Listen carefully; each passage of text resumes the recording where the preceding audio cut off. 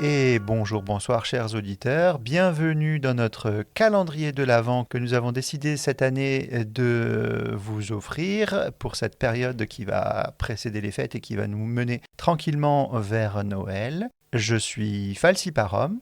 Et moi, Bloody Nurse. Moi, Bookie Nurse. Moi, Falchistera. Et moi, Bloody Muse. Bonjour les enfants, et donc chers auditeurs, vous avez pu voir que ça va être un enregistrement collaboratif avec les enfants du podcast Medicine City. Nous avons préparé une petite histoire en 25 journées qui vont être lues les unes après les autres par chacun d'entre nous. On va alterner, je vais commencer, puis ça va être Bloody Nurse, et puis ensuite Bookie Nurse, puis Falchistera, et enfin Bloody Muse, et jusque le 25 décembre jusqu'à Noël, donc nous allons vous égrener cette histoire qui, j'espère, vous plaira. Vous êtes prêts ? Oui. Oui. Oui. Oui. Jour 4. La lettre sous la porte. Le jour s'était levé, sans couleur. Une brume épaisse collait aux vitres de l'hôpital, effaçant la montagne comme si elle n'avait jamais existé. Élise n'avait presque pas dormi.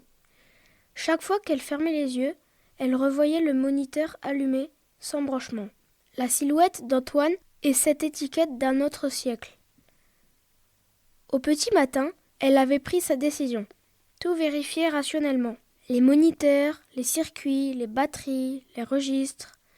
Et si elle devait passer pour une interne superstitieuse, tant pis. Encore à fouiller partout, lança Sophie, un meg à la main. Je cherche le dossier de Timéo. Je veux comprendre comment son scope a pu s'allumer sans source. Bonne chance ma belle, ici, les mystères techniques, on les range dans la case, miracle de Noël, c'est plus simple. Sophie s'éloigna en riant, laissant derrière elle l'odeur du café. Élise soupira et ouvrit le registre. Rien d'anormal. Pas de mention d'un transfert d'équipement, pas de signature suspecte. Pourtant, en refermant le classeur, une feuille pliée glissa au sol. Du papier jauni, plus épais que les feuilles récentes. Elle la déplia avec précaution.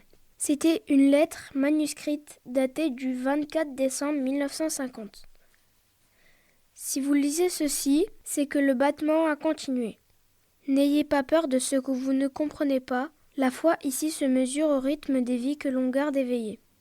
Ah, le papier sentait la cire et l'encaustique, comme les vieux tiroirs d'une chapelle.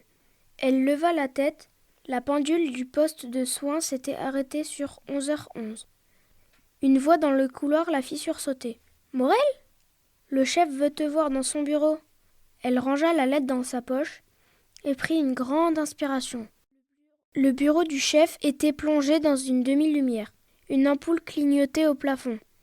Il se tenait debout devant la fenêtre, raide, le regard perdu dans le blanc du dehors. « Vous vouliez me voir ?» Il se retourna, l'air plus vieux que la veille.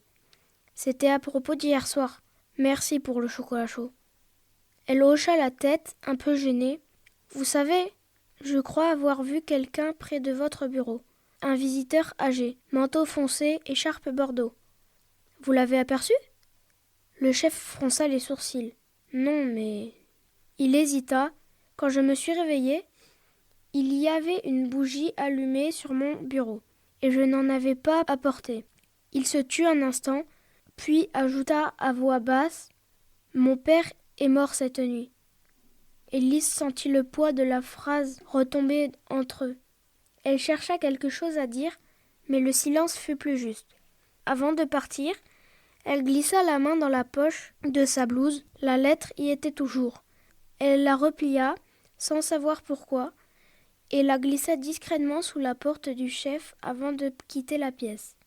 Ce soir-là, en fin de garde, elle passa devant la verrière. Sous la porte du service, quelqu'un avait glissé une carte cartonnée ourlée d'or, la même que la première fois. Sur le papier, une phrase à l'encre bleue. « 3e lumière demain, n'oublie pas d'écouter. » Dehors, la brume s'était dissipée. Dans le ciel, une étoile unique brillait au-dessus du toit de l'hôpital. Et dans le couloir désert, la pendule du poste de soins se remit à battre.